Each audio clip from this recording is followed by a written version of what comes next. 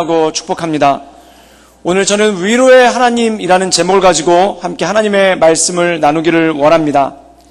만약에 나에게 일주일의 시간이 남았으면 어떻게 하겠는가라는 그러한 질문이 있습니다. 만약 내가 이 세상에 살아갈 때 일주일 정도밖에 시간이 남지 않았다면 어떻게 하겠는가? 그것에 대해서 어떤 단체에서 대학생들을 대상으로 설문조사를 해봤다고 합니다. 만약 당신에게 일주일이라는 삶이 남아있다면 그때 뭘 하겠습니까? 라고 물어봤더니 첫 번째가 관광형이 있다고 합니다. 이 관광형은 실컷 구경을 해보겠다. 그래서 해외여행을 아직 못 해봤는데 유럽을 아직 못 가봤는데 유럽이라도 한번 가보고 죽겠다라는 그런 분들이 있었고, 또 두 번째는 철학자형이라고 해서 사과나무를 심어보겠다라는 그런 사람도 있었고, 그리고 약간 로맨티스트는 연애나 실컷 하다 죽겠다라는 그런 분들도 있었고, 그리고 약간 망각형이라는 분들이 있는데 이런 분들은 술에 취해서 일주일 동안 그냥 술을 진탕 먹고 술에 쩔어 있겠다라는 말씀을 하신 분들도 있었고, 그 다섯 번째는 그 약간 식사형, 그래서 먹고 싶은 거 다 먹어보겠다라는 그런 분들도 있었습니다. 근데 실제로 이게 대학생들한테 어떨 때 나타나는 현상인가 봤더니, 특별히 남학생들이 군대를 앞두고 있으면은 군대 일주일 전에 딱 요 5가지 형태로 변형이 되는 그런 경우가 굉장히 많다라고 합니다. 그렇다면은 이 결혼을 하지 않은 대학생들은 이렇게 반응을 했는데, 결혼한 기혼자들은 어떻게 하겠는가라고 물어봤었을 때 모두가 한결같았다라고 합니다. 그게 뭐냐면 그 수원중앙초등학교라는 학교가 있는데 여기는 1년에 한 번씩 아빠 캠프라는 걸 합니다. 그럼 아빠와 초등학생들이 모여가지고 하루 종일 수련회를 하는 그런 프로그램인데, 이 아빠들이 수련회를 하기 전에 시험을 본다고 그래요. 근데 그 시험 문제가 뭐냐면 아이의 키가 얼마입니까? 아이의 몸무게가 얼마입니까? 그리고 아이의 좋아하는 음식이 무엇입니까? 아이와 가장 친한 친구가 누구입니까? 이런 것들 갖다가 질문으로 낸다고 합니다. 근데 기가 막히게도 이 시험을 보면은 100점 만점에 50점을 넘는 아빠들이 거의 없더라는 겁니다. 그러고 나서 저녁에 프로그램을 한 다음에 이 유서 쓰기라는 시간이 있는데, 만약 당신에게 시간이 일주일밖에 남지 않았다면 자녀에게 어떤 유언을 남기겠는가? 그래서 이 유서 쓰기 시간이 있더라는 겁니다. 그럼 거기다가 만약에 나에게 일주일의 시간밖에 안 남는다면 너랑 실컷 놀아줄 텐데, 너랑 시간을 더 많이 가질 텐데, 이런 편지들을 모든 아빠들이 한결같이 쓰더라는 것입니다. 그런데 이것이 단지 아빠뿐만 아니라 엄마도 그렇고 모든 가족들을 가지고 계신 분들, 가족들과 함께 하시는 분들은 나에게 일주일밖에 시간이 남지 않았다면 가족들과 시간을 보내겠다. 그리고 가족들과 그동안 못다 나눈 이야기들을 하겠다라는 분들이 굉장히 많을 것입니다. 그렇다면 이 사람에게 시간이 얼마 남지 않았다라면은 그 얼마 남지 않은 시간 동안에 하고 싶은 게 뭐냐면, 내가 사랑하는 사람들, 그리고 내가 아끼는 사람들을 만나서 그들과 함께 시간을 보내고 싶다라는 것이 아마 모든 사람들의 공통적인 생각일 것입니다. 그렇다면 예수님께서는 이 땅을 떠나시기 전에, 십자가에 못 박혀 죽으시기 전에 일주일 동안 무엇을 하셨는가? 우리가 특별히 요한복음에 보면은 예수님의 일주일간의 행적을 보면은 딱 2가지로 요약이 됩니다. 첫 번째는 뭐냐면 말씀을 가르치셨고, 둘째는 기도하셨다는 것입니다. 그리고 가장 막바지에 이르러서 예수님께서 십자가에 잡히시기 전날은 무엇을 하셨는가? 이른바 다락방 설교라고 해서 요한복음에 보면은 요한복음 13장부터 거의 20장까지 예수님의 설교와 그런 것들이 쭉 나옵니다. 그런데 이 예수님께서 설교를 하실 때 제자들을 다락방에다 모아놓고 설교하시는 장면이 거의 6장에 걸쳐서 나오게 되는데, 왜 이런 설교를 하셨나 보면은 가장 제자들한테 중요한 것을 남겨주시는 장면이 그 안에 나오죠. 그런데 이 제자들의 분위기가 예수님과 함께 다락방에 들어갔을 때 별로 좋지가 않았습니다. 그래서 그 당시의 상황을 갖다가 우리가 사복음서에 보면은 이 제자들이 예루살렘에 올라온 이후로는 서로 거의 말도 안 할 정도로 굉장히 분위기가 안 좋고 심각한 그런 분위기가 굉장히 많았습니다. 그런 분위기는 예수님께서 예루살렘 올라오실 때부터 감지가 되기 시작했는데, 이 제자들이 끊임없이 다툽니다. 그 끊임없이 다퉜던 이유가 뭐냐면은 누가 먼저인가를 놓고 계속해서 다투었다는 것입니다. 지금 예수님께서는 십자가를 지러 예루살렘에 올라가 계시는데 제자들은 무엇을 놓고 계속해서 얘기를 하냐면은 끊임없이 다투는데 뭘 가지고 다투는가? 누가 먼저인가를 놓고 끊임없이 다퉜다는 것입니다. 왜 누가 먼저인가를 놓고 다투는 것이 중요했냐면, 이들이 한 가지 큰 착각을 하고 있었어요. 그게 뭐냐면, 예수님께서 예루살렘에 올라가시면 헤롯이 붙잡고 있었던 왕권을 인수받고 그리고 로마 정부와 어떤 타협이나 협상을 해서 이 왕이 되실 것이다 라는 그런 생각이 굉장히 많았죠. 그리고 실제로 예수님께서 예루살렘에 올라가실 때 수많은 무리들이 예수님을 따라가면서 함께 예수님에 대한 기대감을 가지고 갔다는 겁니다. 그때 이 예수님 최측근에서 보좌하고 있었던 이 제자들의 관심은 뭐냐면, 예수님이 예루살렘에 올라가시면 왕이 될 게 분명한데 그러면 그때 우리의 서열은 어떻게 되는가? 우리의 순서는 어떻게 되는가? 그래서 그걸 가지고 첨예하게 대립을 합니다. 그래서 그들이 처음에는 파벌을 나눠서 싸우기 시작하고, 그 다음에 예수님께서 가까이 올라가실 때마다 그 파벌이 아니라 개인적으로 싸우는 일들이 많아졌죠. 그래서 마가복음서에 보면은 이 세베대의 어머니 요한과 야고보의 어머니는 직접 예수님께 와가지고, 예수님께서 예루살렘에 올라가시면은 내 아들 중에 하나는 우편에 앉아놓고 하나는 좌편에 앉아주십시오라는 그러한 얘기를 합니다. 그때 다른 제자들의 반응은 뭐냐면 옆에서 이를 갈고 있습니다. 그리고 실제로 예수님께서 예루살렘에 들어가셨을 때 이 제자들끼리는 서로 말을 거의 하지 않습니다. 그리고 서로가 으르렁거리는 눈빛으로 이를 갈면서 서로 노려보고, 그리고 서로 견제하고, 그리고 저놈 무슨 일이 있어도 저놈보다는 앞서야 된다라는 그런 경쟁의식이 굉장히 팽배했던 게 바로 제자들의 모습이었다는 것이죠. 그래서 예수님께서는 일주일 동안 사람들을 가르치시고 기도하신 것을 마친 다음에 이 목요일 날쯤 되었을 때 제자들을 모두 마가의 다락방에 모으십니다. 그리고 그들에게 서로 노려보고 말도 하지 않고 있는 이 제자들을 앉혀놓고 요한복음에 보면 뭘 하냐면 그들의 발을 씻겨주시는 장면이 나오죠. 그러고 나서 그들에게 뭐라고 말씀하시냐면, 내가 주와 선생으로 너희의 발을 씻겼으니 너희도 서로의 발을 씻기는 것이 마땅하니라 라고 말씀합니다. 즉 서로 노려보면서 말도 하지 않고 있는 제자들의 발을 씻겨주신 다음에 너희도 서로의 발을 닦아주어라 라고 말씀하십니다. 그리고 그 다음에 설교가 계속해서 나오고 제자들을 위한 기도가 나오는데, 거기 보면은 이 제자들을 위한 기도가 한마디로 이겁니다. 요한복음 17장에 보면은 아버지여 우리가 하나인 것처럼 제자들도 하나가 되게 하옵소서라는 기도를 하시고, 그리고 이 제자들에게 또 남기신 말씀이 뭐냐면은 내가 너희를 사랑한 것 같이 너희도 서로 사랑하라 라는 말씀을 끊임없이 하게 된다는 것을 보게 되죠. 그렇다면 예수님께서 제자들에게 마지막으로 남기신 말씀이 무엇입니까? 우리가 잘 알다시피 사도행전 1장 8절에 보면은 땅끝까지 이르러 내 증인이 되라. 그 다음에 그 마태복음 28장 16절에 보면은 모든 민족으로 제자를 삼고 아버지와 아들과 성령의 이름으로 세례를 주라 라고 말씀합니다. 그런데 우리가 예수님을 증거하는 것, 복음을 전파하는 것, 그리고 선교하는 것에 굉장히 집중하고 그것이 하나님께서 우리에게 주신 명령이라고 생각합니다. 그런데 그 이전에 보면은 예수님께서 주신 가장 중요한 명령이 뭐냐면 너희는 서로의 발을 닦아주어라. 그리고 너희는 서로 사랑하여라 라는 말씀이 이 예수님께서 십자가를 지시기 전에 제자들에게 유언처럼, 그리고 마지막 남겨주신 말씀처럼 주신 것이 바로 그 말씀이라는 것이죠. 그럼 사랑하는 여러분, 우리가 서로의 발을 닦아주고 서로 사랑한다는 것의 의미가 무엇입니까? 이것에 대해서 사도 바울은 오늘 말씀 고린도 후서 1장 3절과 4절의 말씀에서 이 서로 사랑한다는 의미, 그리고 서로의 발을 닦아준다는 의미가 무엇인지 그것에 대해서 해석하는 장면이 오늘 말씀 가운데 나와 있다는 것입니다. 우리 함께 고린도 후서 1장 3절에서 4절까지의 말씀을 읽겠습니다. 우리 다 같이 읽겠습니다. 찬송하리로다. 그는 우리 주 예수 그리스도의 하나님이시오, 자비의 아버지시오, 모든 위로의 하나님이시며 우리의 모든 환난 중에서 우리를 위로하사 우리로 하여금 하나님께 받은 위로로서 모든 환난 중에 있는 자들을 능히 위로하게 하시는 이시로다. 오늘 말씀 가운데 보면은 하나님은 위로의 하나님이시다라고 말씀하고 있습니다. 그리고 뭐라고 말씀하시냐면은 모든 환난 중에서 우리를 위로하셨다라고 말씀합니다. 그리고 모든 환난 중에서 위로를 받은 너희가 모든 환난 중에 있는 자들을 위로하라. 즉 우리가 하나님의 위로를 받았으니 우리가 서로 위로하는 것이 마땅하다라는 말씀을 하고 있는 것을 보게 됩니다. 그리고 이것과 비슷한 말씀을 사도 요한이 요한 1서 4장 11절에서 얘기하고 있는데 이렇게 말씀하고 있습니다. 사랑하는 자들아, 하나님이 이같이 우리를 사랑하셨은즉 우리도 서로 사랑하는 것이 마땅하도다 라고 말씀하고 있습니다.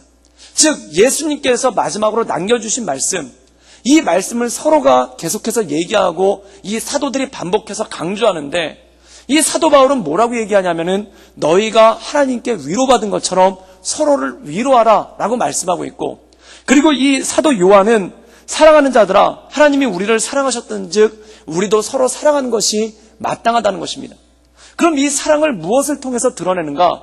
서로 위로함을 통해서 드러내고 위로함을 통해서 나타나는 것이 이 안에 있다는 것이죠. 제가 청년부 사역을 할 때 20대 초반의 자매인데 이 자매가 백혈병이 걸렸어요. 그래가지고 피아노를 굉장히 잘 치는 자매여서 교회에서 반주 봉사도 하고 찬양팀에서 봉사도 많이 했던 자매인데 이 자매가 백혈병이 걸린 겁니다. 그래가지고 이 항암 치료를 받고 그 다음에 그 골수 채취라든지 굉장히 어려운 치료 과정을 밟고 병원에도 1년 넘게 그렇게 입원을 해 있었습니다. 근데 이 20살밖에 안 된 자매가 항암제를 투여받고 그 다음에 항암 치료를 받다 보니까 머리털이 다 빠지고 그리고 눈썹도 다 빠진 굉장히 힘들고 어려운, 그래서 병원에 문병을 가봤더니 이 얼굴이 너무 초췌하고 안 된 거예요.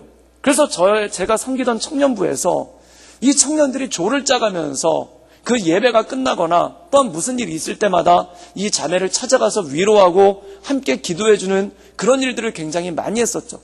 그런데 여름이 되니까 이제 그 아우리치라고 그래가지고 전도여행을 청년들이 다 떠나게 되니까 그거 준비하고 그거를 갖다가 열중하느라고 이 병원에 방문을 거의 못하게 된 거예요. 그런데 이 자매가 하필이면 생일이 언제였냐면은 8월 달이었습니다. 그래서 8월 달에 가장 해외로들도 많이 나가고 가장 국내에 있는 전도지 시골 교회들도 많이 나가니까 청년들이 여름 때는 교회를 거의 다 텅텅텅 비우게 되니까 이 자매가 생일이 됐는데 이 생일을 지켜주는 사람이 거의 없는 거예요. 그래서 이 자매가 이 병원에서 쓸쓸하게 생일을 맞고 있는데, 그런데 한 자매 하나가 찾아간 거죠. 그래서 찾아가지고 생일이니까 축하한다고 얘기하고 작은 꽃다발 하나 전해주고 축하한다고 서로 얘기를 해줬는데, 그리고 이 자매가 거기서 이 축하를 받고 위로를 받고 있다가 둘이 같이 산책을 하자고 그래서 그 자매가 그때 병이 굉장히 위중해서 걷지를 못했었습니다. 그래서 휠체어에 태워가지고 이 병원 문 밖으로 나갔는데, 그때가 밤 12시였는데 그 병원 문 밖에 로비에서 저희 청년부들이 그 해외 갔다가 그 다음에 지방에 갔던 청년들이, 그때 저희 청년부가 그 800명 정도가 됐었는데 그 중에 400명 정도가 그 병원 로비에 다 모여가지고 그 자매가 나왔을 때 박수를 치면서 거기서 생일 축하를 한번 해줬던 그런 기억이 있었습니다. 그때 이 자매가 눈물을 흘리면서 자기 평생에 잊지 못할, 어떻게 보면 가장 힘들고 어려운 시절이었는데 그걸 갖다가 이겨나가게끔 하는 그런 능력이 있었죠. 그때 저도 같이 가가지고 거기서 박수를 쳐주고 그리고 생일 축하를 해주면서, 거기 보니까 해외 갔다 와가지고 아직 집에도 못 들어간 청년들이 가방을 그대로 들고 오고, 그리고 시골에 갔다 와가 올라왔던 청년들이 그 흙투성이가 된 옷을 그대로 입고 와가지고 그 여름에 그 병원 주차장이랑 로비에 서 있다가 그 자매가 나오니까 박수를 쳐주는 그 모습이 굉장히 감동적이고 아름다웠던 그러한 기억이 있습니다. 그런데 그걸 보면서 사람이 참 기쁘고 행복할 때가 언제인가? 물론 내가 뭔가를 성취하고 뭔가를 이뤄내는 것도 중요하지만 내 인생 가운데 나를 위로해주고, 또한 내 인생 가운데 나를 붙잡아주고, 또한 내 인생 가운데 나를 위해서 함께 기도해주고 눈물을 흘려주는 사람이 있다면 그것이 얼마나 행복하고 얼마나 좋은 일이겠습니까? 그래서 그 자매가 거기서 치료를 잘 받고 그 병원에서 3년 만에 나오고, 그리고 나중에 발병이 안 돼가지고 학교에도 복학하고 그렇게 잘 다니게 되었는데, 그걸 보면서 이 예수님을 믿는다는 것, 그리고 우리가 이 땅 가운데서 살아간다는 것이 뭐냐면 서로를 위로하고 서로를 축복하고 하나님의 은혜 가운데 서가는 것이 굉장히 중요하다는 것입니다. 그런데 중요한 건 이겁니다. 서로 사랑하고 서로 위로한다는 것입니다. 세상에서 제일 슬픈 사랑이 뭐냐면 짝사랑이에요. 나는 일방적으로 계속 사랑하는데, 나는 계속 사랑하고 베풀어주는데 그것에 대해서 뭔가가 오지 않는다면 어떤 분들은 그런 얘기를 하죠. 받을 거를 전제로 사랑하는 건 사랑이 아니다라고 얘기합니다. 그런데 예수님은 제자들에게 꼭 하시는 말씀이 뭐냐면 서로 사랑하라고 말씀하고 있습니다.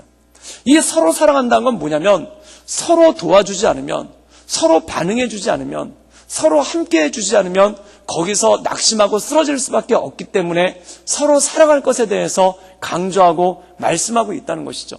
전에 저 같은 경우는 청년부 사역을 할 때 1년에 2달 정도는 계속 해외에 나가 있었습니다. 그래서 지진이 나면은 지진 지역에 가 있고, 그 다음에 어떤 자연재해가 나오면은 그 자연재해 지역에 긴급구호팀을 이끌고 가는 일이 굉장히 많았죠. 그런데 이 인도네시아에서 한번 지진이 나가지고 쓰나미가 와서 한번 거기가 다 어려움을 겪은 적이 있는데 거기 청년들이랑 한번 같이 방문을 한 적이 있어요. 그래서 거기서 낮에는 의료사역을 하고 그 다음에 저녁에는 숙소에서 있는데 근데 제 생일이 원래 그 주민등록상에는 음력으로 표시가 돼 있고 원래는 양력을 셉니다. 근데 이제 그 청년들이 그때가 8월 달이었는데 제가 음력으로 8월 달이 생일로 돼 있거든요. 그런데 이제 저녁 때가 됐는데 자기들끼리 되게 분주한 거예요. 그래가지고 제가 속으로 생각했어요. 내가 생일이 주민등록상에 나와 있으니까 지금 생일 파티를 해주려고 그러는 것 같은데 딱히 뭐라고 말은 못하겠고 제가 딱 나눠가지고 오늘 내 생일 아니야 뭐 이렇게 말하기도 뭐하고 그래가지고 가만히 있었는데 그냥 자기들끼리 쑥덕쑥덕거리면서 막 뭘 준비를 하는 거예요. 그래서 대충 눈치는 채고 있었는데 저녁이 됐더니 이 청년들이 제 숙소로 큰 가방을 하나 가지고 왔는데 그 가방을 갖다가 저보고 열어보라는 거예요. 그래가지고 열어봤는데 제가 그 가방에 뭐가 들어있는지도 알았어요. 왜냐면 그 20명이 갔는데 한 명이 안 보였거든요. 제일 키가 작은 형제가. 그러면 그 가방에 그 형제가 들어있는 게 맞는데 그래서 이렇게 딱 열어봤더니 그 형제가 목사님 생일 축하해요 그러고 나왔는데 자기가 선물이라는 거예요. 근데 제가 그 형제를 무슨 노예로 쓰겠습니까? 제 하인으로 쓰겠습니까? 그런데 그 지진 지역이다 보니까 케이크 같은 것도 구할 수가 없고 그런 것도 구할 수가 없으니까 그냥 청년들이 나름대로 선물이라고 애써가지고 거기 이제 이 청년을 넣어가지고 이 형제를 넣어가지고 저한테 이제 나름대로 서프라이즈 파티를 해준 거죠. 근데 그걸 보면서 또 제 반응을 어때야 되겠습니까? 오늘 내 생일 아니야! 이러면서 이렇게 산통을 깨야 되겠습니까? 그럼 거기서 같이 깜짝 놀래도 해주고, 그 다음에 고맙다고도 해주고, 그리고 거기서 같이 이렇게 얘기하고 기도하는 그런 시간을 가졌죠. 그런데 그런 걸 보면서 참 많은 것들을 느끼는 것 중에 하나가 하나님께서 왜 제자를 1명, 2명만 부른 게 아니라 12명을 부르셨을까? 그리고 그들을 내다 놓고 왜 서로 사랑하라고 말씀하셨을까? 그 이유는 너무나 명확하고 너무나 명쾌하다는 것입니다. 바로 서로가 하나님의 사랑을 나누고 그리고 그 하나님의 사랑 가운데 온전한 공동체를 이루며 나가는 것을 하나님께서 기뻐하시고 하나님께서 좋아하신다는 것이죠. 사랑하는 여러분, 서로 사랑하고 서로 위로하는 우리 구덕교회 믿음의 공동체가 될 수 있기를 주님의 이름으로 축원합니다. 그래서 예수님께서 마지막 예수님께서 십자가를 지시기 전에 서로 말도 하지 않고 서로 얼굴도 쳐다보지 않는 그 제자들을 앉혀놓고 그 서먹하고 냉랭한 분위기에 마지막 마태, 마가, 누가복음에 보면은 성찬을 행하시고 그 다음에 그들의 발을 친히 씻겨주시면서 내가 너희를 사랑한 것처럼 너희도 서로 사랑하거라. 그리고 내가 주와 선생 돼서 너희의 발을 씻겨준 것처럼 너희도 서로 발을 씻겨주어라 라는 말씀을 하면서 그들에게 말씀하시는 장면이 나왔다는 것입니다. 그리고 그 이후의 사도들이 그 예수 그리스도의 사랑과 그 예수 그리스도의 발 씻어주심을 경험한 사람들이 각자 교회에서 목회를 하고 각자 교회에서 섬기면서 그 예수님에 대한 말씀을 전하면서 너희가 서로 위로해 주는 것이 마땅하다. 그리고 너희가 서로 사랑하는 것이 마땅하다는 말씀이 이 말씀 가운데 나온다는 것입니다. 사랑하는 여러분, 사람은 언제 가장 기쁜가? 사랑받을 때 기쁩니다. 그리고 또 사람은 언제 가장 기쁜가? 누군가를 사랑할 수 있을 때 가장 기쁘고 즐거운 것이 사람이라는 것입니다. 이 세상을 가만히 보다 보면은 사랑해서 자꾸 빗나가게끔 하고 만들어요. 그게 뭐냐면 돈도 있어야 사랑도 할 수 있고 돈도 있어야 결혼도 할 수 있고 돈도 있어야 서로 사랑한 것을 표현할 수 있다라고들 얘기를 합니다. 그런데 정말 그것이 전부이겠습니까? 그래서 마치 돈이 없으면은 사랑을 하지 못하는 것처럼 그리고 마치 나에게 어떤 권력이나 힘이 없으면은 서로 도와줄 수 없는 것처럼 그렇게 얘기하고 그렇게 말하는 경우가 굉장히 많다라는 것이죠. 그런데 성경은 우리에게 분명하게 말씀하고 있는 것이 뭐냐면 너희가 하나님의 사랑 가운데 거하고 그 사랑 가운데 나가면은 그 사랑을 가지고 서로를 위로해주고 서로 가운데 온전한 공동체로 나갈 것을 말씀하신 장면이 이 말씀 가운데 나와 있다는 것입니다. 제가 그렇게 길지 않은 세월이지만 짧다면 짧고 길다면 긴 세월 동안 한 가지 확실한 건 이겁니다. 사람만 남는다는 겁니다. 사람만 남는다는 겁니다. 예수님께서는 이 세상 가운데 딱 뭘 남겨두셨냐면은 제자들만 남겨두셨어요. 가룟 유다 중간에 나가고 11제자죠. 11제자 제자들만 남겨두셨습니다. 그래서 가만히 보면은 남는 건 사람밖에 없는 거예요. 그리고 정말 우리 인생 가운데 내 인생이 끝나는 순간, 그리고 내가 이 생애를 마지막 두는 순간 남는 건 뭔가? 사람밖에 없다는 겁니다. 사랑하는 여러분, 정말 그렇습니다. 여러분 주변에 있는 사람을 귀하게 여기며 하나님의 은혜 가운데 온전함으로 나갈 수 있기를 주님의 이름으로 축원합니다. 그래서 예수님께서는 그 말씀하시는 것이 뭐냐면, 이 예수님께서 십자가를 지시고 죽기 전에 이 사람들에게 말씀하셨던 것이 뭐냐면, 서로 사랑해라. 이 서로 사랑하라는 말씀은 무엇입니까? 남는 건 서로 너희들밖에 없다는 겁니다. 그리고 이 사역을 이끌어가고 이 사역을 만들어가는 데 있어서 남는 건 너희들 스스로밖에 없다는 겁니다. 사랑하는 여러분, 정말 그렇습니다. 하나님께서 교회를 불러주셨을 때는 이 교회를 믿음의 공동체로 불러주신 것입니다. 그래서 사도행전의 교회의 모습에 보면은 그들이 사도의 가르침을 받아 서로 떡을 떼며 기도하며 사랑했다라고 말씀하고 있습니다. 이것은 무슨 뜻일까요? 하나님께서 그들에게 주신 사랑에 힘입어서, 또한 주님께서 그들에게 성령의 충만을 주셨을 때 그 사랑을 가지고 함께 위로하고 기도하고 하나님의 은혜 가운데 살아가는 놀라운 축복이 그 안에 있었다는 것이죠.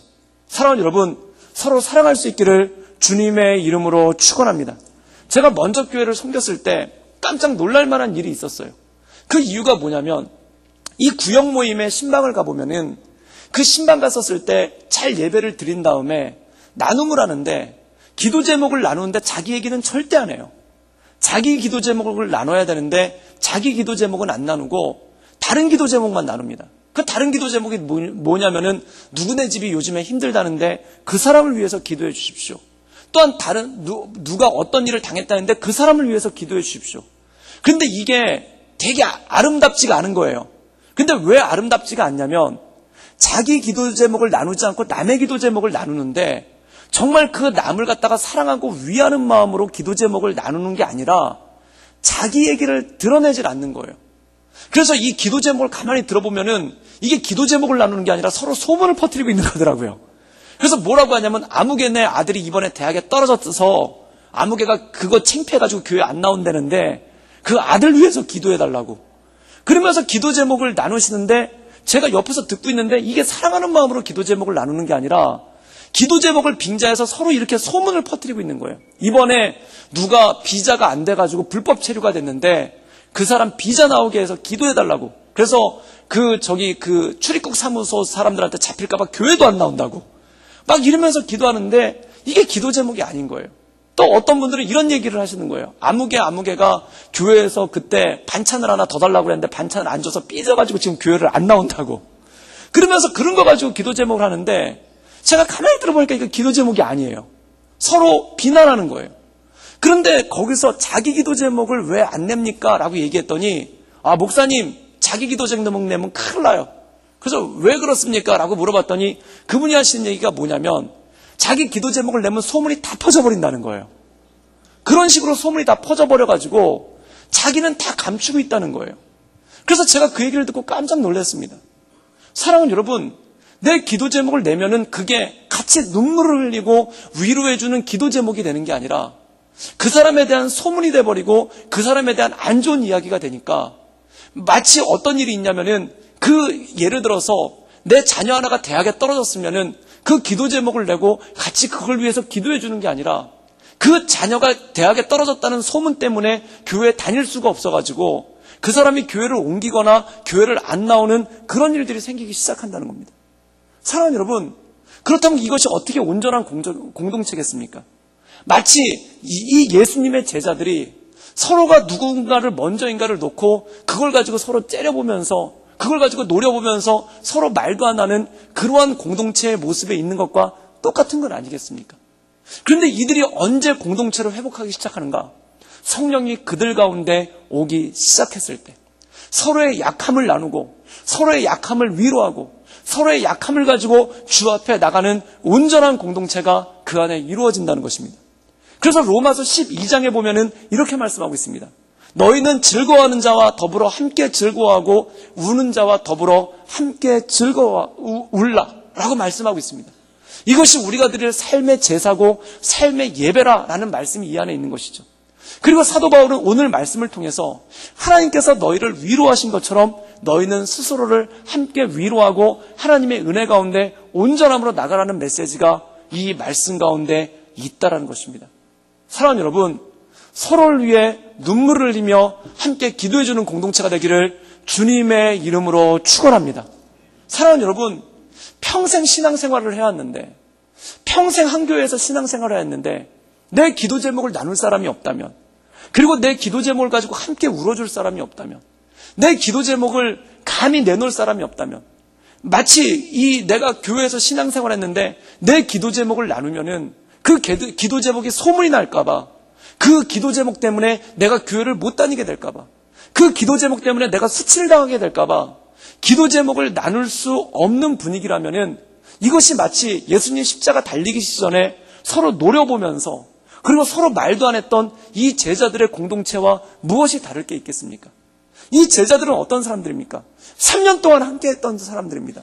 이 3년 동안 예수님을 따라다니면서 함께 했던 사람들이 이 3년의 막바지 예수님께서 십자가에 달리시기 전날, 그때 그들이 서로 노려보면서, 그들이 서로 말도 하지 않으면서, 서로가 쳐다보지도 않으면서 누가 먼저인가를 다퉜다면 그 3년 동안 예수님을 따라간 것이 무슨 의미가 있고, 그 3년 동안 그들이 함께한 것이 무슨 의미가 있었겠습니까?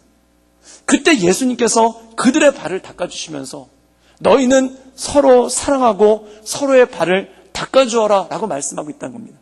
그리고 성령께서 그들에게 임하기 시작했을 때, 그리고 마가다락방에서 성령께서 그들에게 임하기 시작했었을 때, 그 서로 말도 안 하고 이를 갈던 그 제자들이 서로의 발을 닦아주고 서로가 서로를 위로해주고 그리고 함께 동역하고 하나님의 온전한 공동체를 이뤄나가는 그런 놀라운 축복이 그 안에 있었다는 것이죠.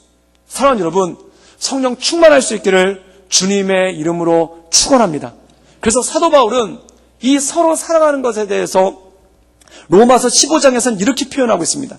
로마서 15장 7절에는 그러므로 그리스도께서 우리를 받아 하나님께 영광을 돌리신 것 같이 너희도 서로를 받으라 라고 말씀하고 있습니다. 서로를 받아주라는 것입니다. 사랑하는 여러분, 서로를 받으라는 의미는 뭘까요? 제가 이 서로를 받으라는 의미를 곰곰이 생각하다가 한 가지 떠오르는 것이 있었는데, 그게 뭐냐면 침대 매트리스랑 똑같다는 겁니다. 이 침대에서 누워보면은 침대는 두 가지가 있어야 돼요. 첫 번째, 포근해야 됩니다. 침대 딱 누우면은 이 침대가 푹신푹신하고 포근해야 돼요. 그런데 너무 포근하면 어떤 일이 생기냐면은 허리가 처져가지고 자고 나면 허리가 아파요. 그럼 어떻게 해야 되냐면 밑에서 받쳐주는 게 있어야 돼요. 포근하면서도 단단하게 받쳐줄 수 있는 것이 침대 매트리스와 똑같다는 것입니다. 그럼 첫 번째, 받아준다는 건 뭐냐면 서로 포근하게 받아줄 수 있는 푹신함이 있어야 됩니다. 사랑하는 여러분, 서로 받아줄 수 있기를 주님의 이름으로 축원합니다.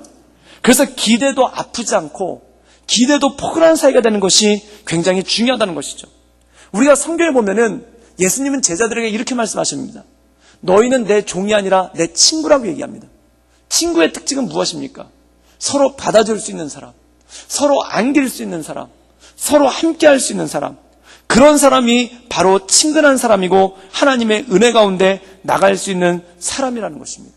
사랑하는 여러분, 저는 우리 구덕교회 공동체에서 우리 성도님들끼리 친구가 많을 수 있기를 주님의 이름으로 축원합니다. 서로 받아줄 수 있는 사람, 그래서 급한 일 있을 때 연락해 줄 수 있는 사람, 그리고 내가 아플 때 연락해 줄 수 있는 사람, 내가 슬플 때 연락해 줄 수 있는 사람, 그리고 내가 슬플 때 연락하고 같이 울고 같이 웃을 수 있는 사람, 그런 사람이 있기를 주님의 이름으로 축원합니다. 이것이 인생 가운데 얼마나 큰 복이고 인생 가운데 그것이 얼마나 큰 능력이겠습니까? 제가 지금까지 목회하면서 참 감사한 것 중에 하나가 뭐냐면은 이 목회자들 중에 친구가 있다라는 게 얼마나 기쁜지 모르겠습니다. 이렇게 제가 곰곰이 따져보니까 목회자들 중에 친구가 제법 있더라고요. 그리고 가만히 보니까 저랑 그동안 함께 동고동락 해왔던 동역자들이 있고, 지금은 각자의 자리에서 목회하고 있지만 연락해서 잘 있는지 안부 묻고, 그 다음에 어떻게 사역하는지 기도하고 있고, 그 다음에 그 교회에 어떤 일은 없는지 같이 기도하고 나갈 수 있는 그런 목회자 친구가 있다는 게 얼마나 좋고 얼마나 행복한 일인지 모르겠습니다. 사랑하는 여러분, 여러분 인생 가운데 친구가 있기를 주님의 이름으로 축원합니다. 그래서 제가 존경하는 목사님은 딱 이렇게 목회자들이랑 인터뷰를 할 때 그 얘기를 제일 먼저 물어보시더라고요. 그게 뭐냐면 자네는 친구가 있나? 이렇게 물어보시더라고요. 그래서 있습니다 라고 얘기하면은 그 친구가 누군가? 라고 얘기를 하면서 그럼 우리 교회 안에 그 친구가 있나? 이렇게 물어보세요. 그러면은 친구가 없습니다 라고 얘기하면은 힘들어진다는 거예요. 왜냐하면 서로 기대해 줄 수 있고 서로 폭신하게 받아줄 수 있는 친구가 있어야 된다는 것입니다. 사랑하는 여러분 인생 가운데 그런 귀한 친구가 있을 수 있기를 주님의 이름으로 축원합니다. 그거 굉장히 중요한 사실입니다. 그런데 이 세상은 친구가 어떤 형태로 생기기 시작하냐면은 서로 사랑해서 친구가 되는 게 아니라 누군가 하나를 미워하기 때문에 친구가 되는 경우가 있어요. 마치 무엇이냐면은 예수님을 십자가에 못 박으려고 이 헤롯 당과 바리새인들이 친구가 됐던 것처럼 누군가를 싫어하기 때문에 누군가를 미워하기 때문에 적의 적은 친구라고 그래가지고 그렇게 친구가 되는 경우가 있어요. 이 세상이 정말 그렇습니다. 적의 적이 친구가 되는 거, 둘이 친해서가 아니라 공동에 싫어하는 누군가 한 명이 있기 때문에 둘이 친구가 되는 경우가 있어요. 사랑하는 여러분, 그런 친구 말고 서로 하나님 말씀 가운데 은혜를 나누고 하나님의 인도하신 가운데 설 수 있는 그런 귀한 친구가 있을 수 있기를 주님의 이름으로 축원합니다. 사랑하는 여러분, 여태 그렇게 신앙생활 해왔는데, 여태 그렇게 하나님의 말씀 가운데 서왔는데 그렇게 기댈 수 있는 친구가 없다라는 게 얼마나 서글프고 얼마나 힘들고 얼마나 어려운 일이겠습니까? 사랑하는 여러분, 아직 늦지 않았습니다. 이 친구를 위해 하나님의 은혜 가운데 기도하며 나갈 수 있기를 주님의 이름으로 축원합니다. 그래서 그 전도 집회 가운데 그 브라보라는 전도 집회, 제가 먼저 섬기던 교회에서 60대 전도 집회가 있었는데 그 전도 집회 이름이 브라보였어요. 근데 그게 참 감동이 있는 게 뭐냐면은 어떤 분이 이렇게 전화를 거는 겁니다. 그래가지고 그게 그 홍보 동영상이 있는데 거기 보면은 이렇게 전화를 걸어요. 그래가지고 전화 목소리만 나오는데 라디오처럼 목소리로만 진행됩니다. 근데 아무개야, 나 오늘 회사 잘렸다. 그러니까 그 친구가 그래? 야, 오늘 밤 우리 다 뭉치자. 그래가지고 이 다른 분들한테 막 전화를 거는 거예요. 그래가지고 야, 아무개 회사 오늘 잘렸단다. 우리 모이자. 그래서 친구들이 모여가지고 같이 저녁에 모이는 그런 장면으로 그게 나가요.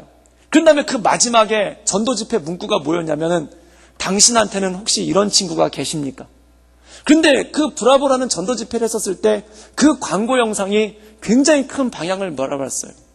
정말 생각해보니까 50이 되고 60이 되도록 참 열심히 살았는데 내가 가장 외로운 순간에, 내가 가장 힘든 순간에 아무개야, 나 회사 잘렸다. 아무개야, 오늘 병원 가봤더니 나 암이란다. 아무개야, 나 이런 일 생겼다. 그렇게 했을 때 야, 기다려, 내가 갈게. 야, 기다려, 내가 애들 모아가지고 같이 갈게. 이럴 친구가 없다는 게 얼마나 사람 삶 가운데 힘들고 어려운 일이겠습니까? 그런데 그 전도 집회가 그것에 대해서 얘기하는 거예요. 사랑하는 여러분, 하나님께서는 교회를 그런 공동체로 불러주셨다는 겁니다. 집사님, 나 오늘 회사 잘렸어요. 거기 계세요. 제가 갈게요. 아무 데도 가지 말고 거기 갈게요. 그리고 집사님, 아무개 집사님이 지금 회사 그만뒀다는데 우리 같이 갑시다. 그럼 같이 모여서 거기 앉아서 그냥 거기 앉아있는 이유만으로 그냥 서로 웃음 나오고 서로 앉아있는 것만으로도 위로되고 서로 같이 하는 것만으로도 힘이 되는 그러한 공동체, 그러한 사람이 있다는 건 얼마나 은혜로운 일이겠습니까? 사랑하는 여러분 인생 가운데, 우리 인생 가운데 그런 일이 있기를 주님의 이름으로 축원합니다. 교회가 바로 그거라는 것입니다.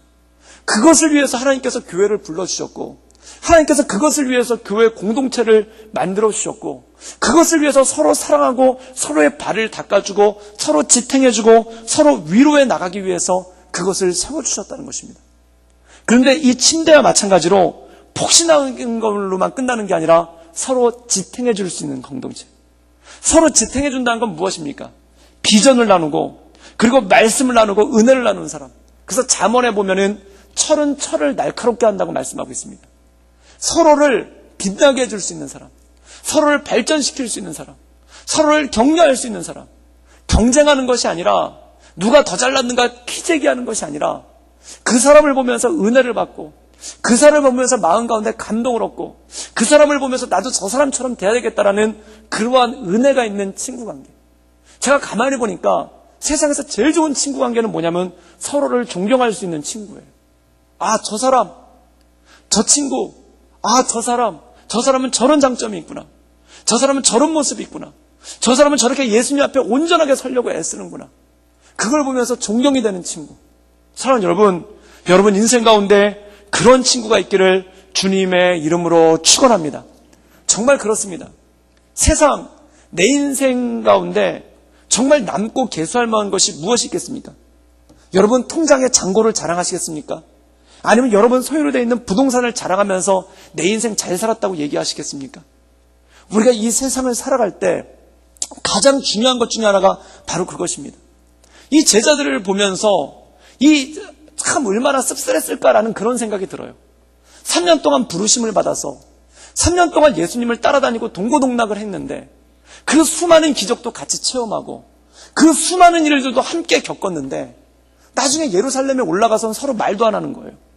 서로 예루살렘에 올라가서 예수님께서 십자가에 못 박히시기 그 직전에는 서로 말도 안 하는 거예요. 그리고 서로 쳐다도 안 보는 거예요. 누가 먼저인지를 놓고 섭섭하고 누가 먼저인지를 놓고 그것 때문에 기분 안 좋고 그러면 그것만큼 허탈한 게 어디 있겠습니까?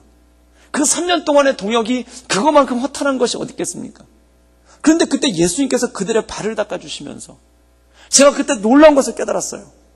예수 안에 있을 때 온전한 친구가 생긴 줄 믿습니다. 예수 안에 있을 때 예수께서 발을 닦아주시면서 너희가 서로의 발을 닦아주어라. 그리고 예수께서 내가 너희를 사랑한 것처럼 너희도 서로 사랑하거라. 그 말씀이 제자들의 마음 가운데 알알이 박혀서 이 사도 요한도 마찬가지고 그리고 나중에 이것을 전해들은 사도 바울도 마찬가지고 그 위로의 하나님이 우리를 위로하신 것처럼 서로 위로하며 위로 가운데 나가는 공동체를 말씀하고 있지 않습니까? 사랑하는 여러분, 교회는 세상의 희망입니다. 왜 교회가 세상의 희망일까요? 교회처럼 서로 밀접하고 교회처럼 일주일마다 서로 자주 보는 이런 믿음의 공동체가 어디 있겠습니까? 사랑하는 여러분, 하나님께서 교회를 세우신 것은 이 땅 가운데 소망을 주시기 위해서 세우신 것입니다. 그럼 그 소망이 무엇일까요? 바로 서로 사랑하는 것을 통해 서로 온전케 하나 되는 것을 통해 하나님의 은혜 가운데 나가는 공동체가 바로 그 안에 있다는 것이죠. 그럼 사랑하는 여러분, 서로 사랑하며 하나님의 은혜 가운데 나가는 그런 귀한 공동체 되기를 주님의 이름으로 축원합니다. 전에 목회하다가 그런 일이 있었어요. 그게 뭐냐면 어떤 목사님이 되게 힘들었던 적이 있는데 그때 그냥 모이는 거예요. 동료 목사님들이 그 목사님 계신데 그냥 모이는 거예요. 그래가지고 그 목사님도 왜 왔어? 이런 것도 없고 서로 뭐 커피 한 잔 드시겠습니다. 이런 것도 없고 그냥 그 사무실에서 그 목사님은 책상에 앉아있고 그리고 저는 옆에서 이렇게 딩가딩가 기타 치고 있고 어떤 목사님은 거기 앉아가지고 그냥 하루 종일을 그렇게 같이 있었어요. 그냥 하루 종일을 같이 있었는데 거기서 서로 같이 있는 게 그 방에서 같이 있는 게 그게 그냥 그렇게 위로가 되고 하나님께서 우리를 동역자로 불러주셨구나. 서로 괜찮냐는 말도 안 하고 서로 어떠시냐는 말도 안 하고 그냥 그 자리에 같이 있어가지고 그냥 같이 있으면서 그러니까 거기 그냥 같이 있어주고 싶은 거예요. 그래가지고 같이 있는데 목사님 밥은 먹었어요. 그럼 우리 밥 먹어요. 그럼 이분이 교회에서 어려운 일을 당했으니까 밥도 안 넘어가죠. 그런데 같이 뭐 밥 시키고 뭐 시키고 그래가지고 거기서 같이 그냥 밥도 먹어주고 그러고 같이 있으면서 같이 웃어주고 그리고 목사님 옛날에 그때 그거 기억나세요? 그때 우리 어디 갔었는데 그런 일이 있어서 너무 재밌었잖아요. 그런 얘기 해주면서 한바탕 웃고 그러면서 쫙 느끼는 것 중에 하나가 뭐냐면은 정말 남는 건 사람밖에 없구나. 정말 이래서 하나님께서 우리를 불러주셨고 이래서 하나님께서 우리를 모아주셨구나. 그걸 느끼고 그 마음 가운데 서로 위로를 얻게 된다는 것입니다. 사랑하는 여러분, 바로 교회는 그것입니다. 그것을 위해서 우리를 공동체로 불러주셨고 우리를 위해서 그걸로 내주셨다는 것입니다.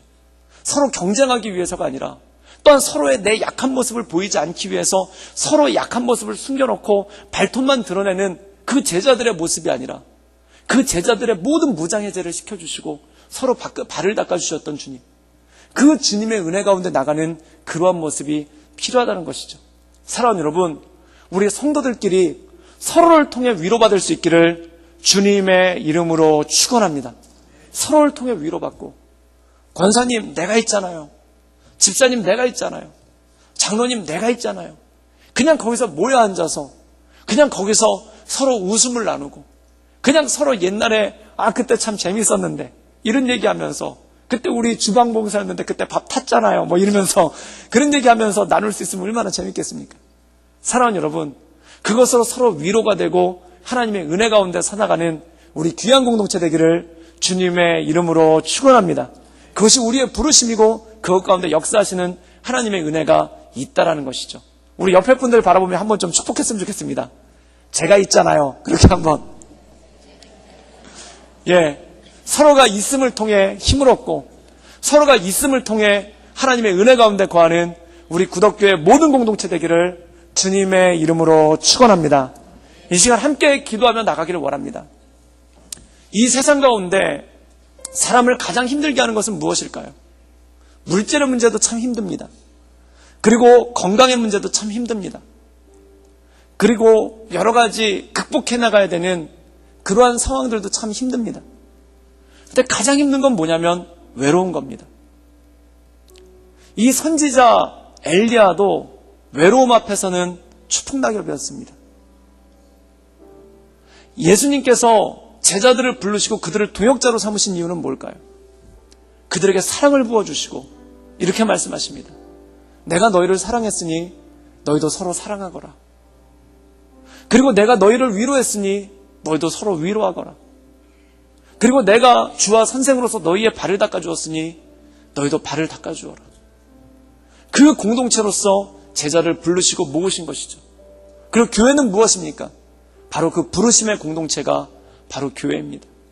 저는 우리 구덕교회 가운데 그런 풍성함, 그런 충만함이 있기를 원합니다.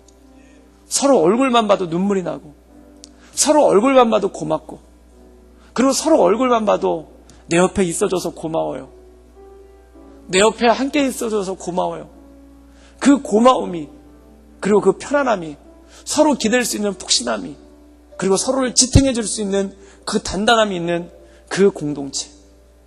만약 내가 일생 가운데 신앙생활을 했는데 그런 사람이 없다면 하나님 나에게 그런 믿음의 교제가 내 삶 가운데 일어날 수 있도록 주님 내 삶을 축복해 주시고 내 삶을 인도하여 주시옵소서.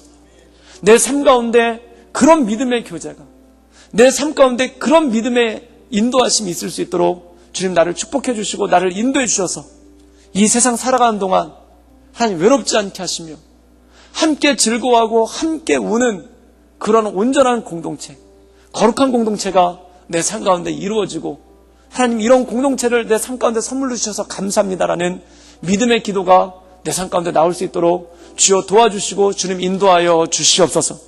우리 다 같이 간절한 마음으로 이것을 위해 함께 하나님께 기도하며 나가겠습니다. 함께 기도하시겠습니다.